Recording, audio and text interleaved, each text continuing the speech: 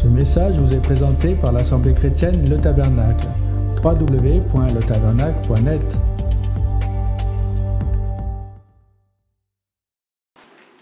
Que la parole de Dieu puisse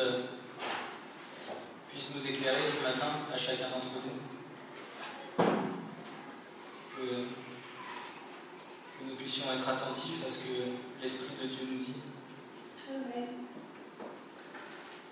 Que nous puissions entendre et non pas seulement écouter. Le message que le Seigneur a déposé sur mon cœur, c'est un message d'avertissement pour l'Église. Ça en vient un peu en parallèle à ce que Julien nous a prêché la semaine dernière. Il s'agit de la séduction de l'Église à la fin des jours.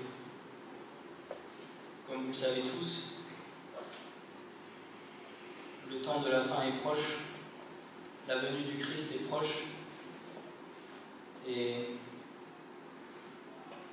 le but de l'ennemi est qu'un maximum d'âmes soient détournées de Dieu, qu'un maximum d'âmes reviennent à lui et lui appartiennent. Et bien évidemment, les âmes qui sont déjà dans le monde, ce ne sont pas ses proies principales. Les proies principales de l'ennemi, c'est bien sûr celles qui sont opposées à lui, c'est-à-dire les âmes qui sont présentes dans l'Église. Les premières cibles de l'ennemi, c'est nous, les enfants de Dieu.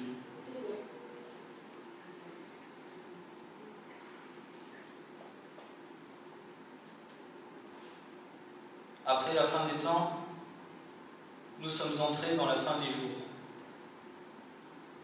Nous le savons, mais il y en a un autre qui le savait bien avant nous, c'est Satan. Satan a déjà déclaré la guerre dans les cieux, car avant que toute chose se passe sur la terre, elles se sont déjà réalisées dans les cieux. Satan sait qu'il a déjà perdu. Satan connaît sa destinée. Il sait là où il ira pour l'éternité. Il sait qu'il sera lié pendant 1000 ans, durant le millénaire, et qu'il sera délié pendant peu de temps, avant d'être jeté dans les temps de feu et de soufre pour l'éternité. Ayant déjà été vaincu par le Christ à la croix, il se fait un plaisir de se défouler et de se venger sur les âmes qui appartiennent au Seigneur.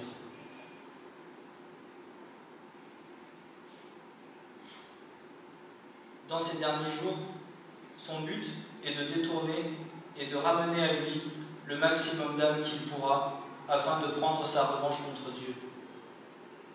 Lorsque Christ a vaincu la mort à la croix, il a déjà vaincu le monde. Il a déjà eu la victoire contre Satan. C'est pourquoi aujourd'hui, son but est de raviver un maximum d'âmes.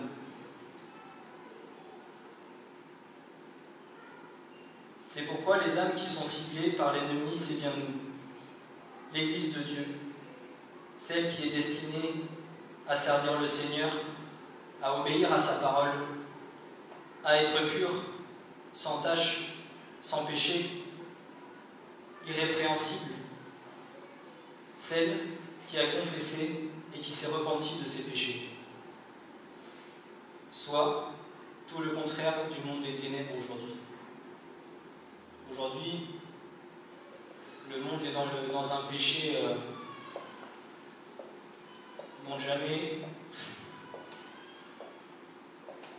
dont même moi jamais je n'aurais imaginé que l'homme puisse aller jusque-là.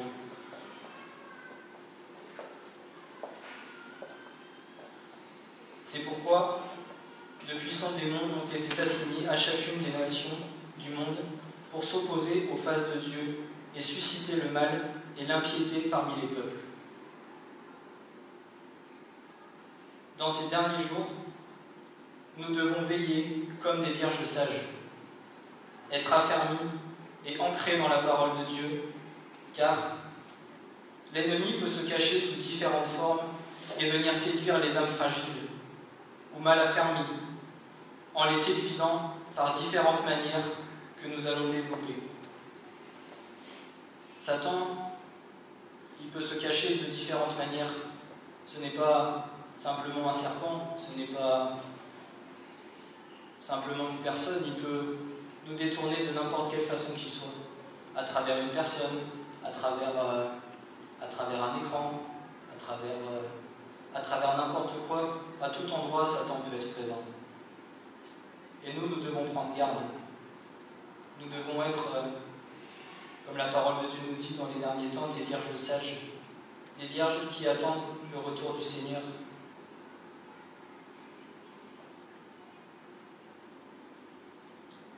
La parole de Dieu nous enseigne longuement sur la séduction à laquelle l'Église sera confrontée et à laquelle il faudra demander le discernement au Seigneur pour ne pas tomber dans les pièges de l'ennemi. Prenez garde que personne ne vous séduise.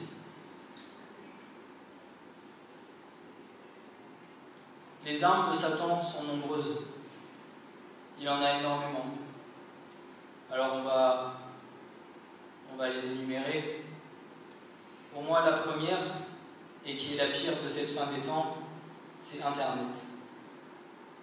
Internet, comme tout le monde le sait, www, les 3 premières lettres par lesquelles commencent toutes les adresses des sites Internet, c'est 666. Même si Internet est utile pour Dieu, il est énormément utile pour l'ennemi. Quand vous regardez toutes les vidéos, si on prend le site de YouTube par exemple, tous les prêches de pasteurs qui peuvent annoncer de fausses doctrines, de fausses informations, selon ce que la parole de Dieu dit, ceux qui n'annoncent pas la vérité. Une âme qui est peu affermie, elle va vite se détourner de Dieu. Elle va vite être perdue, parce qu'elle n'est pas fondée et enracinée sur le roc, sur la parole de Dieu, sur celle qui est notre enseignement, notre fondement. Et si vous regardez beaucoup dans les églises aujourd'hui, il y en a très peu qui y vont avec la Bible. Souvent, vous voyez les gens, ils sont assis sur une chaise, ils écoutent, ils entendent, ou avec le téléphone, mais très peu savent et très peu se nourrissent de la parole de Dieu pour ne pas être trompés. Ça, moi, pour ma part, c'est une chose dont je me méfie énormément. Mon épouse en est témoin. Je ne regarde jamais de vidéos de pasteurs sur YouTube.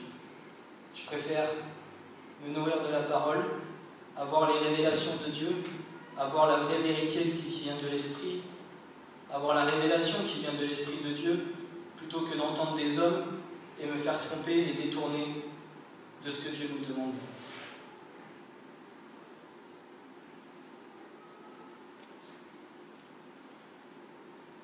Internet, c'est une arme qui peut attaquer quasiment tout le monde. Que ce soit pour les gens du monde, pour les enfoncer encore plus dans leurs péchés, comme pour les âmes qui appartiennent au Seigneur pour venir les séduire. Internet, c'est aussi représenté comme une toile d'araignée. Je ne sais pas si vous avez déjà entendu parler. On vous dit qu'Internet, c'est une toile d'araignée. Je ne sais pas si vous avez déjà observé une araignée, comment elle fait sa toile et comment elle vient manger sa proie et comment elle vient capturer sa proie. Un jour, ça m'est arrivé, au travail, j'ai observé l'araignée faire sa toile. Il y a un insecte qui est venu se fixer dessus et j'ai vu comment elle a fait. En l'espace de 5 secondes, l'insecte il est enroulé autour de la toile et il est prisonnier. Et si nous n'avons pas suffisamment de discernement, si nous donnons la foi à tout ce que nous entendons sans vraiment venir discerner et vérifier ce que la parole de Dieu nous dit, alors nous serons pris au piège par l'ennemi.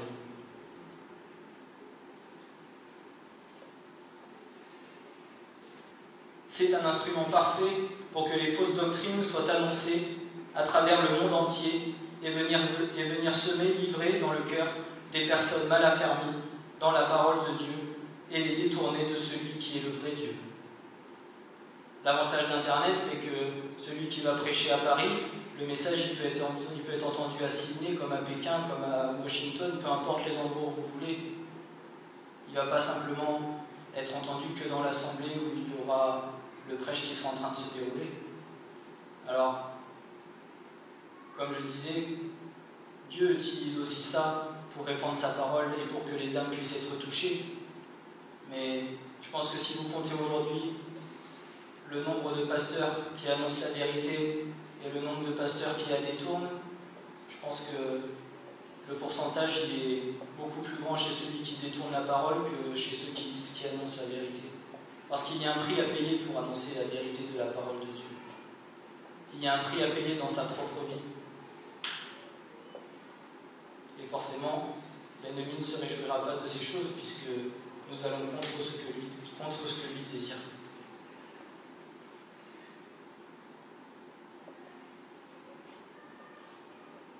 Il y a également les faux serviteurs de Dieu, les faux pasteurs, les faux docteurs, les faux prophètes.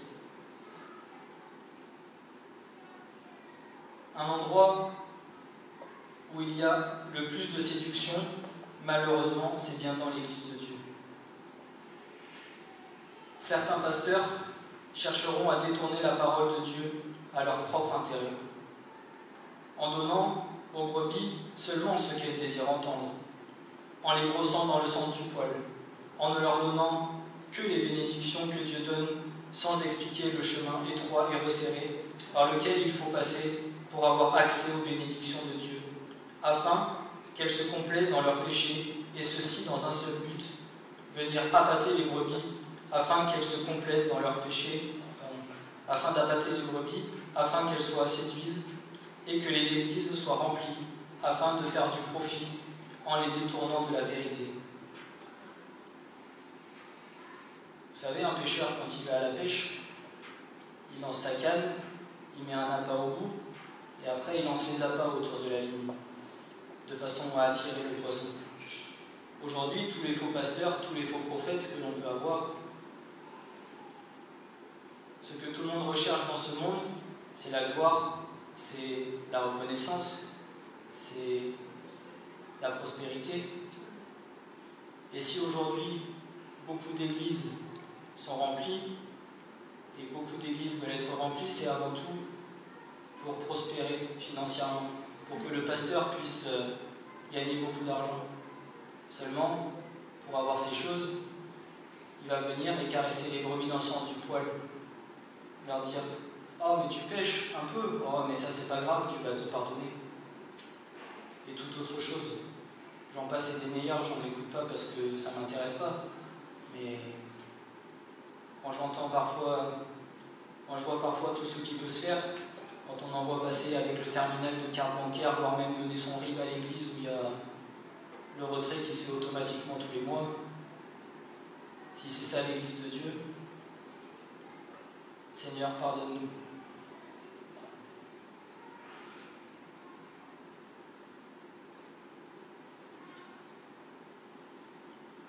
Il ne suffit pas d'apporter la parole et d'être derrière un pupitre pour justifier d'être un bon serviteur de Dieu. Un bon serviteur de Dieu se reconnaîtra à sa propre vie, à sa marche avec le Seigneur et à comment il tient sa propre maison. C'est pas le tout d'être derrière ici, de dire Seigneur, je donne 3-4 versets et puis je suis un bon pasteur ou je suis un bon prophète parce que je vais donner une fausse prophétie à quelqu'un. Non, c'est pas ça. Avant tout, il faut voir comment le pasteur vit, comment la personne qui va venir se présenter devant nous, quelle est réellement la vie qu'elle a. Est-ce qu'elle est dans le péché? Est-ce qu'elle est peut-être en état d'adultère? Est-ce que dès qu'elle passe la porte, on la voit parler d'une manière comme les gens du monde? Nous devons avoir du discernement dans ces choses.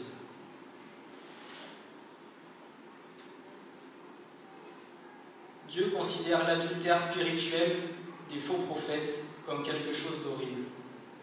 Alors qu'ils auraient dû être les représentants de sa justice, ils vivent comme les gens de Sodome et de Gomorrhe. L'exemple de ces chefs spirituels contribuera en grande partie à faire augmenter l'immoralité du peuple et son endurcissement à l'égard de la repentance. Quand un serviteur de Dieu commet l'adultère, cela est particulièrement odieux au Seigneur. Un péché comme celui-là non seulement témoigne de l'infidélité de son auteur, mais également de son mépris pour Dieu et pour sa parole. Et il disqualifie ce chef spirituel en tant que serviteur de Dieu et du troupeau qui lui a été confié.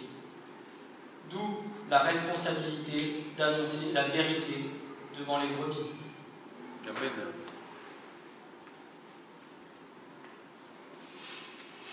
Pour un pasteur ou pour quelqu'un qui ne va pas annoncer la vérité, c'est commettre l'adultère devant Dieu. Chacun de nous est au service du Seigneur. L'épouse du Seigneur, c'est l'Église. Et si le serviteur de Dieu rend l'Église de Dieu comme une prostituée, alors il commet l'adultère devant Dieu.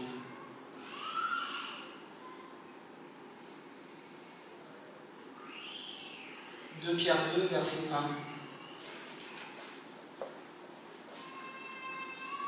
Or, il y a eu aussi de faux prophètes parmi le peuple, comme aussi il y aura parmi vous de faux docteurs qui introduiront furtivement des sectes de perdition, reniant aussi le Maître qui les a achetés, faisant venir sur eux-mêmes une prompte destruction, et plusieurs suivront leur excès. Et à cause d'eux, la voix de la vérité sera blasphémée. Et par cupidité, ils feront trafic de vous, avec des paroles artificieuses, mais leur jugement, dès longtemps, ne demeure pas oisif, et leur destruction ne sommeille pas. Il y a un jugement réservé pour ces personnes-là.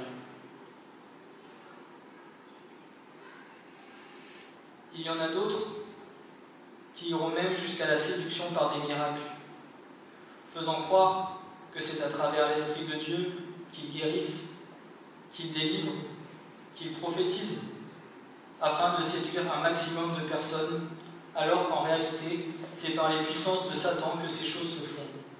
Et les personnes recevront, en contrepartie, des esprits mauvais ou seule une vraie délivrance et un vrai toucher de Dieu sur leur vie pourra les délivrer.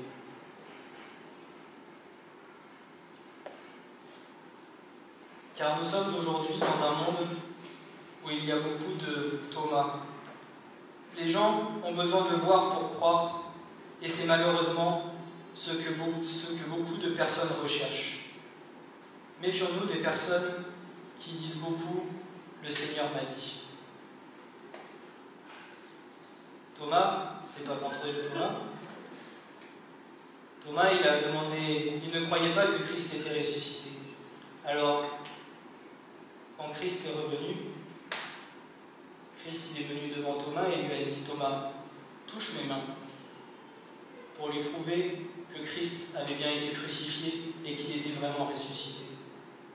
Et nous, aujourd'hui, et j'en ai fait partie, parce que avant de me donner au Seigneur, c'est pas que j'y croyais pas, j'y croyais, mais je disais, pour moi, il faut que je voie quelque chose. Et aujourd'hui, les gens sont beaucoup plus séduits par les miracles, par les choses grandioses qui peuvent se passer dans l'Église.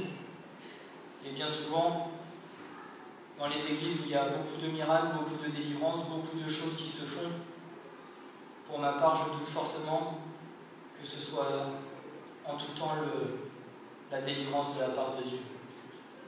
La personne peut-être sur le coup sera délivrée, mais vous ne savez pas tout ce qu'elle va se ramasser derrière.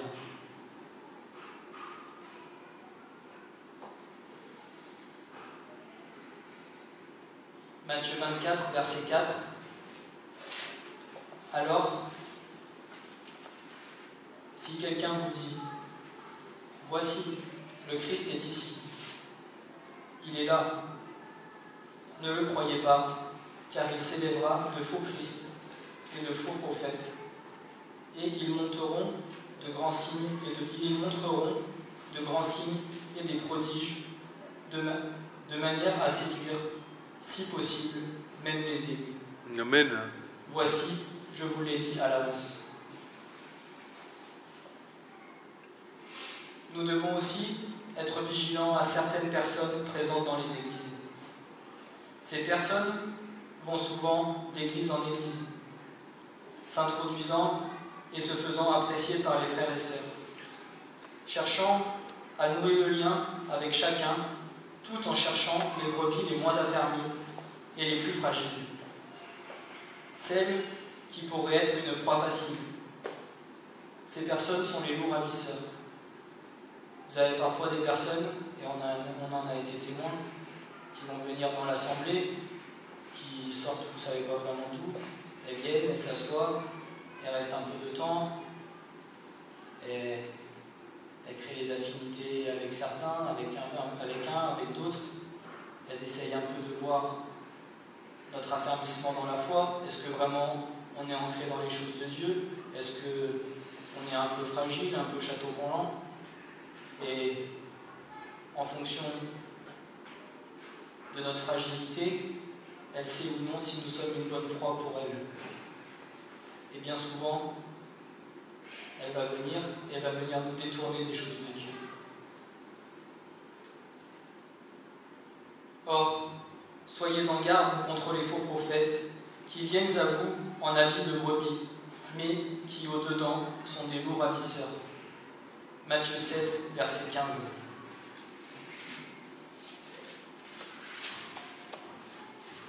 Tout en se donnant une bonne apparence dans la foi et dans leur marche avec le Seigneur, elles viendront et discrètement détourneront certaines brebis de la vérité pour les emmener avec elles dans un chemin qui les entraînera à la perdition. Elles iront même parfois jusqu'à une séduction charnelle afin de faire pécher sa proie contre Dieu, en allant même parfois jusqu'à détruire un foyer, une famille entière. Vous avez des personnes qui vont venir, pour peu qu'on ait peut-être eu des soucis avec la sexualité, que nous sommes sensibles à la séduction. Si cette personne-là est animée de l'esprit de séduction, elle peut venir, si je prends une femme par exemple, aller voir votre mari et venir un peu le titiller ou quoi, et par derrière, vous ne savez pas ce qui peut se passer. C'est pourquoi le Seigneur nous a dit: femmes, veillez sur vos maris, et maris, veillez sur vos femmes. Nous devons faire attention dans l'Église avec ce genre de personnes. Lorsque, ça peut être moi par exemple, un homme qui vient, que je connais peu de nulle part, de façon à ce que ma femme soit protégée et qu'elle ne soit pas détournée par les choses mauvaises.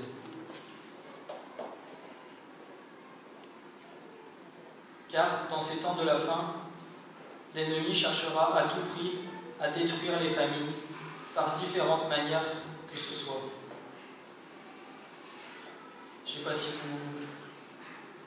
si vous vous rendez compte aujourd'hui, mais surtout à la télévision, sur Internet, vous trouverez de plus en plus de publicités avec des femmes dénudées.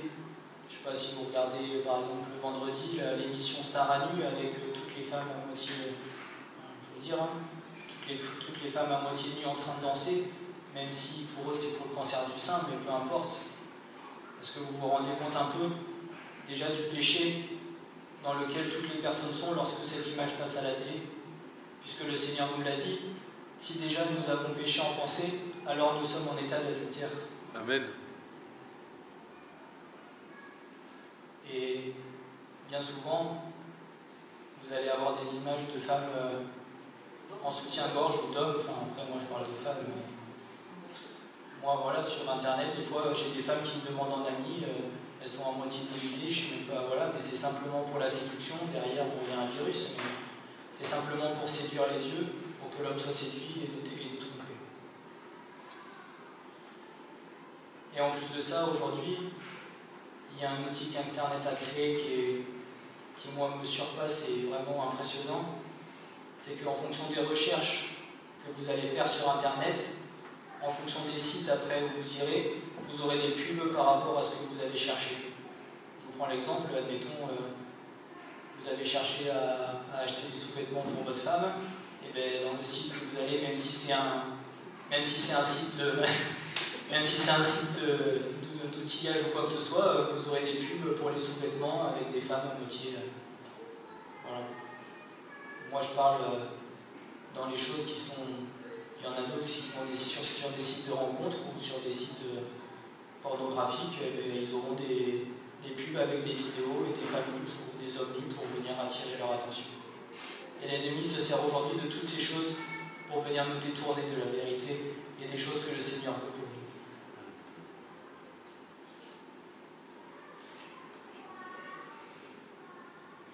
Frères et sœurs, nous devons être vigilants, car Satan n'a pas simplement comme déguisement celui du serpent. Il peut se cacher à travers n'importe quelle personne, n'importe quelle situation, allant même parfois à nous détourner à travers nos pensées et nos raisonnements, en nous faisant croire que ce que nous recevrons vient de Dieu, mais si nous n'éprouvons pas les esprits, alors nous pouvons nous séduire et nous tromper par nous-mêmes. Apprendre à connaître et sonder la personne et voir sa marche avec le Seigneur est important avant de l'appeler mon frère ou ma sœur. Je sais que moi, c'est pas parce que quelqu'un va rentrer dans l'église que je vais lui dire bonjour mon frère ou bonjour ma sœur. J'ai besoin de temps d'apprendre à connaître la personne, de savoir qui elle est, de voir sa marche avec le Seigneur pour pouvoir dire si oui ou non je peux lui dire mon frère ou ma sœur.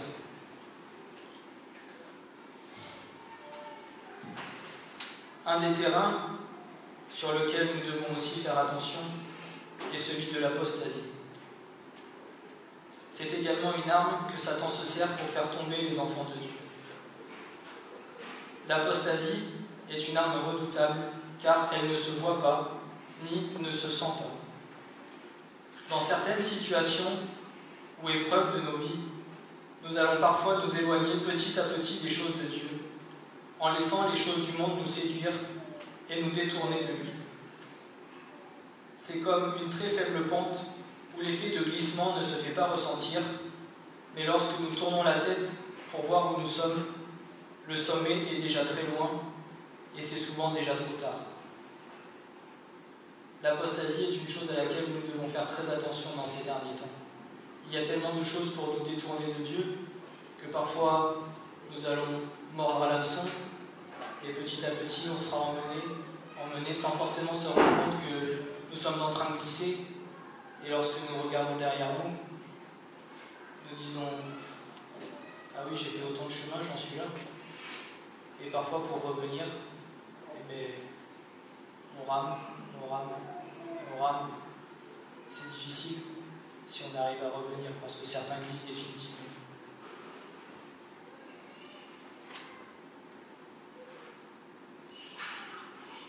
2 Thessaloniciens 2, versets 1 à 3. Or, nous vous prions, frères, par la venue de notre Seigneur Jésus-Christ et par notre rassemblement auprès de lui, de ne pas vous laisser promptement bouleverser dans vos pensées, ni troubler, ni par esprit, ni par parole, ni par lettre, comme si c'était par nous, comme si le jour du Seigneur était là. Que personne ne vous séduise en aucune manière, car ce jour-là ne viendra pas que l'apostasie ne soit arrivée auparavant, et que l'homme de péché n'ait été révélé, le fils de perdition.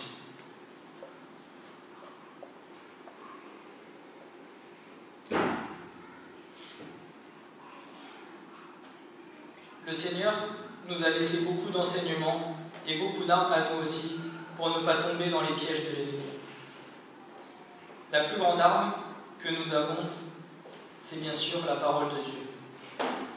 Celle où tout le conseil de Dieu nous est annoncé, celle qui est aussi tranchante qu'une épée à 2 tranchants et qui nous aidera à mettre tous ceux qui viendront se dresser contre nous à terre. Le sort également destiné aux personnes cherchant à détourner les âmes n'est pas moindre.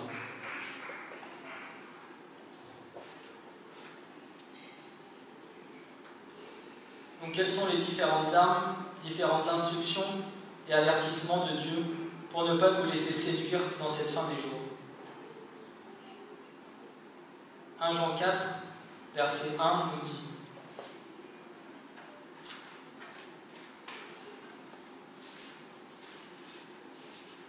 Bien-aimés, ne croyez pas tout esprit, mais éprouvez les esprits pour voir s'ils sont de Dieu. Car beaucoup de faux prophètes sont sortis dans le monde. Par ceci, vous connaissez l'Esprit de Dieu. Tout esprit qui confesse Jésus-Christ, venu en chair, est de Dieu. Et tout esprit qui ne confesse pas Jésus-Christ, venu en chair, n'est pas de Dieu.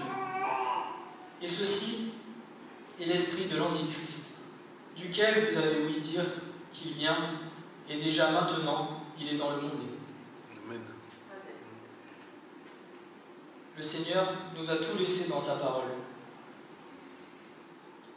Le Seigneur nous a déjà bien avertis.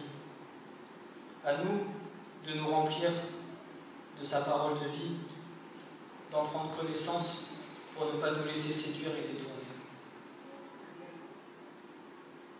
Durant ces derniers jours, la tolérance à l'égard des doctrines antibibliques se fera de plus en plus présente. Mais le Christ nous a donné ses précieux conseils pour ne pas nous laisser tromper par ce qui est annoncé. Il nous est commandé d'éprouver tout enseignement, auteur, prédicateur, prophète, c'est-à-dire toute personne qui prétend que son travail ou message vient du Saint-Esprit. Les enfants de Dieu ne doivent jamais affirmer qu'un ministère ou une expérience spirituelle vient de Dieu simplement parce que telle ou telle personne le prétend. En outre, aucun enseignement ne doit être accepté comme étant authentique sur la base du succès, des miracles ou d'une apparente onction. Amen. Tout enseignement doit être éprouvé par la révélation de la vérité dans la parole de Dieu.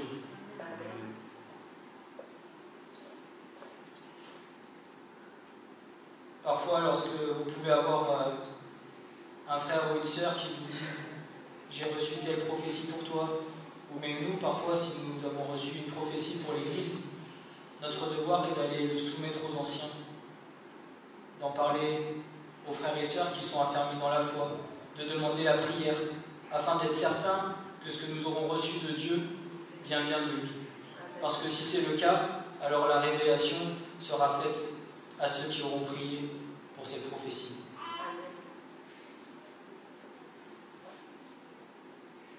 Le Seigneur nous demande aussi d'être comme des Béréens, d'examiner ce qui est annoncé et de vérifier que ce soit bien conforme aux Écritures, afin de ne pas nous laisser tromper et séduire par de fausses doctrines qui ne sont pas dans la parole de Dieu. Notre devoir est que tout ce qui est annoncé, nous devons le contrôler. Toutes choses qui peuvent être dites par ce que vous entendez, même sur Internet, vérifiez-le dans la parole afin d'être certain que ce qui est dit est vrai. Demandez au Seigneur d'avoir la révélation pour ne pas vous laisser tromper.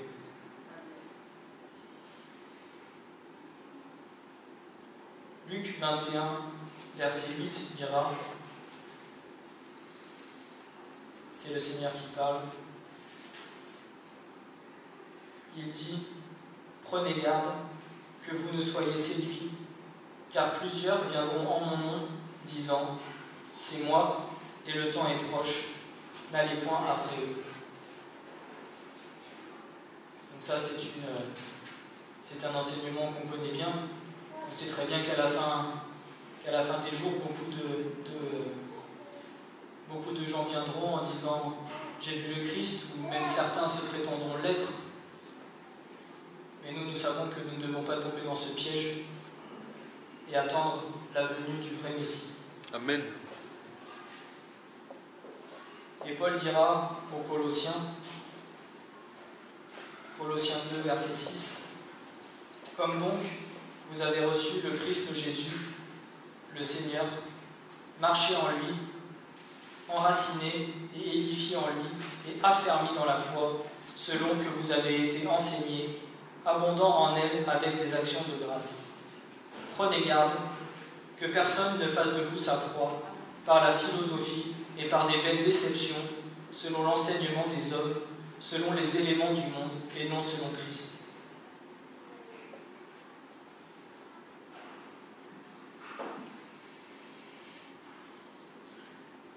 La clé, afin de ne pas nous laisser séduire et détourner de la vérité et de la volonté de Dieu, est d'être attaché plus que toute autre chose à sa parole. C'est elle qui nous enseigne, c'est elle qui nous conduit, qui nous corrige, car Christ est la parole. La parole n'ayant pas d'interprétation, car elle s'interprète elle-même. Alors soyons vigilants à tout vent de doctrine et d'enseignement dans ces temps de la fin, par lesquels Satan cherchera à nous séduire, et examinons tout ce qui sort de la bouche de l'homme, afin de ne pas être détournés de la vérité. Demandons au Seigneur les dons des discernements des esprits, afin de ne pas nous laisser séduire. Ce don est une particularité de l'esprit qui donne à une personne la capacité de discerner avec précision les prophéties et de les juger, et de distinguer si une manifestation est de l'Esprit de Dieu ou non. À la fin des jours, lorsque l'apparition des faux docteurs, des faux prophètes et la déformation de l'enseignement de la parole seront de plus en plus présents, ces dons seront extrêmement importants pour l'Église. Oui. Dans les dons des discernements des esprits, il y en aura certains qui vont avoir le discernement de l'esprit de séduction, d'autres le discernement d'un autre esprit. Ce n'est pas une personne qui va avoir le discernement de tous les esprits. C'est pour ça que tous ensemble, nous devons être complémentaires et nous devons être vigilants à l'Assemblée de Dieu.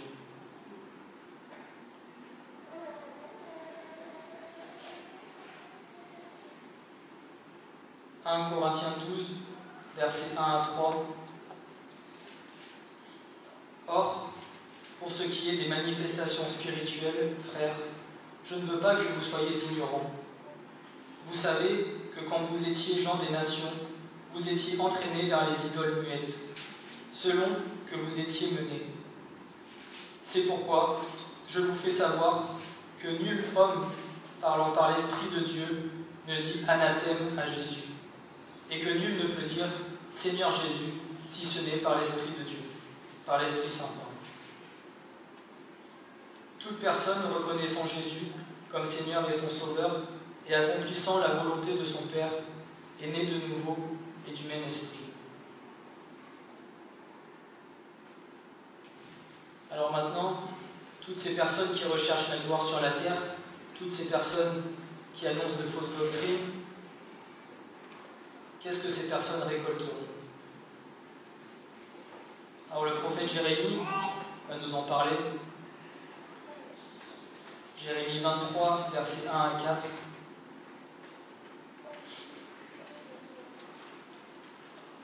Malheur aux pasteurs qui détruisent et dispersent le troupeau de la pâture de l'Éternel. C'est pourquoi, ainsi dit l'Éternel, le Dieu d'Israël, quant aux pasteurs qui paissent mon peuple, vous avez dispersé mon troupeau, et vous les avez chassés, et vous ne les avez pas visités. Voici, je visite sur vous l'iniquité de vos actions, dit l'Éternel. Et moi, je rassemblerai le reste de mon troupeau de tous les pays, et je les aurai chassés, et je les ferai retourner à leur pâturage, et ils fructifieront et multiplieront. Et je susciterai sur eux des pasteurs qui les paîtront, et ne les craindront plus, et ne seront pas effrayés, et il n'en manquera aucun, dit l'Éternel. Amen. Dans ces versets, Jérémie prophétise le malheur et le jugement des chefs spirituels de Juda qui s'enrichissaient égoïstement sans se préoccuper de la situation du peuple. Ils allaient être détruits et le peuple serait envoyé en exil. Dieu rassemblera le reste de ses brebis et les ramènerait dans leur pâturage et leur donnera des bergers qui prendraient soin d'elles. Le dernier berger est celui qui est pour nous aujourd'hui, c'est Jésus-Christ. Amen.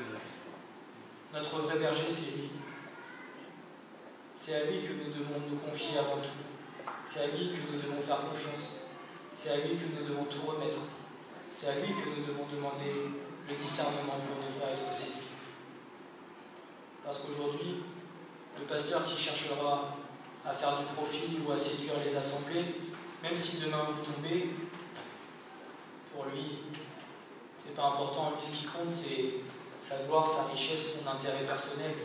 Tout le reste, ça n'a aucun intérêt pour lui.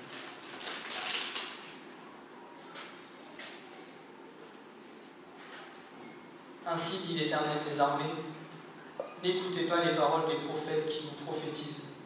Ils vous entraînent à des choses vaines. Ils disent la vision de leur cœur, non celle qui sort de la bouche de l'Éternel. Ils disent continuellement à ceux qui me méprisent, l'Éternel dit, vous aurez la paix. Et à tous ceux qui marchent dans l'obstination de leur cœur, ils disent, il ne viendra pas de mal sur vous. Car qui s'est tenu dans le conseil secret de l'Éternel, en sorte qu'il ait lu et entendu sa parole? Qui a été attentif à sa parole et a écouté? Voici, une tempête de l'Éternel, la fureur est sortie, et une tempête tourbillonnante fondra sur la tête des méchants. La colère de l'Éternel ne retournera pas jusqu'à ce qu'il ait exécuté et accompli les pensées de son cœur. À la fin des jours, vous le comprendrez avec intelligence. Je n'ai pas envoyé ces prophètes et ils ont couru. Je ne leur ai pas parlé et ils ont prophétisé. Mais s'ils s'étaient tenus dans le conseil secret et avaient fait entendre mes paroles à mon peuple, ils les auraient détournés de leur mauvaise voie et de l'iniquité de leurs actions. Les faux prophètes font miroiter aux yeux du peuple de Dieu une espérance et une sécurité illusoires. Ceux qui prétendent qu'au sein du peuple de Dieu, on peut pratiquer l'immoralité et la désobéissance sans être condamnés et sans craindre la colère et le jugement de Dieu, prouvent par là qu'ils sont des colporteurs de mensonges. Les prophètes annonçant ce message avant la naissance du Messie est encore valable pendant l'alliance renouvelée pour nos générations présentes. Et Paul va le rappeler à l'église d'Éphèse. Mais que la fornication, ni aucune impureté ou cupidité ne soit même nommée parmi vous, comme il convient à des saints, ni aucune chose honteuse, ni parole folle ou plaisanterie, lesquelles ne sont pas bien séantes, mais plutôt des actions de grâce. Cela, en effet, vous le savez, connaissant qu'aucun fornicateur ou impur ou cupide, qui est un idolâtre, n'a d'héritage dans le royaume du Christ et de Dieu. Amen.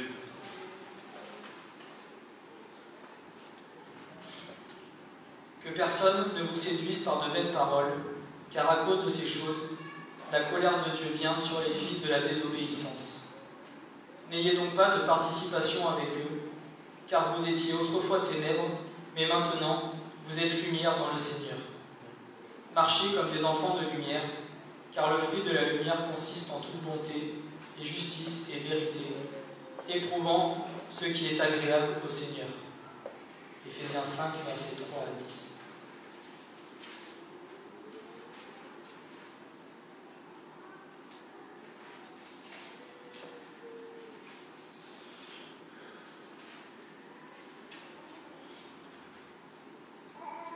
Dieu rendra justice à son peuple, et ce que chacun aura semé, aussi il le récoltera.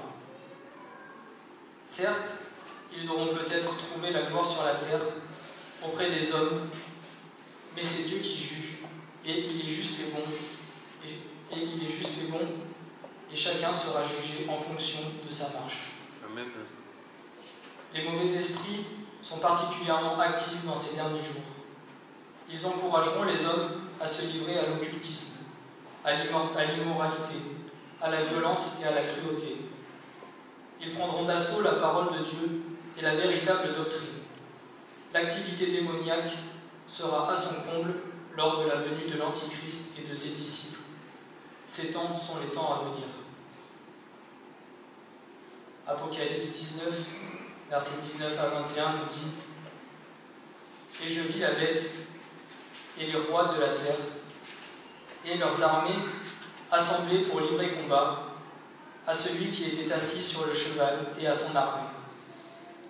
Et la bête fut prise, et le faux prophète qui était avec elle, qui avait fait devant elle les miracles par lesquels ils avaient séduit ceux qui recevaient la marque de la bête et ceux qui rendaient hommage à son image, ils furent tous deux jetés vifs dans les temps de feu embrasés par le souffle. Et le reste fut tué par l'épée, et celui qui était assis sur le cheval, laquelle sortait de sa bouche, et tous les oiseaux furent rassasiés de leur chair.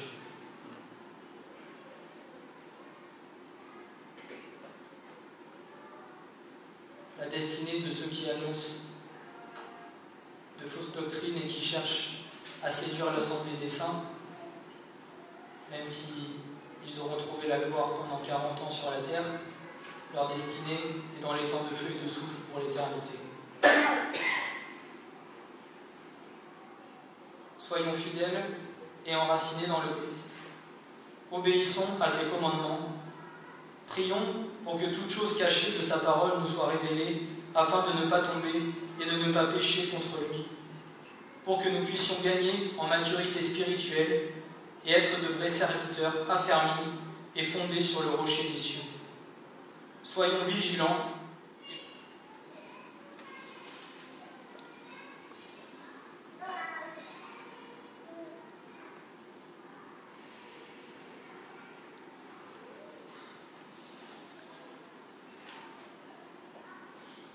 Les temps dans lesquels nous allons entrer vont être des temps vraiment difficiles, dans lesquels nous devons veiller les uns pour les autres, dans lesquels nous devons vraiment avoir du discernement pour ne pas nous laisser tromper et troubler. Nous devons prendre soin des âmes qui sont peu affermies dans la foi, des âmes qui pourraient vite être détournées de la vérité.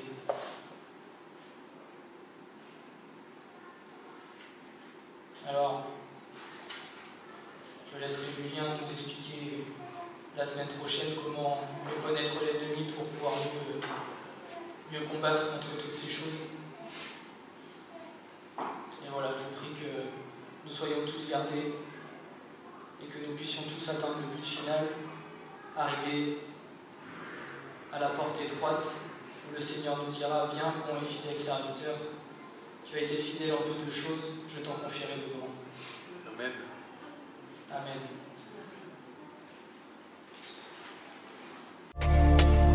Ce message vous a été présenté par l'Assemblée chrétienne Le Tabernacle.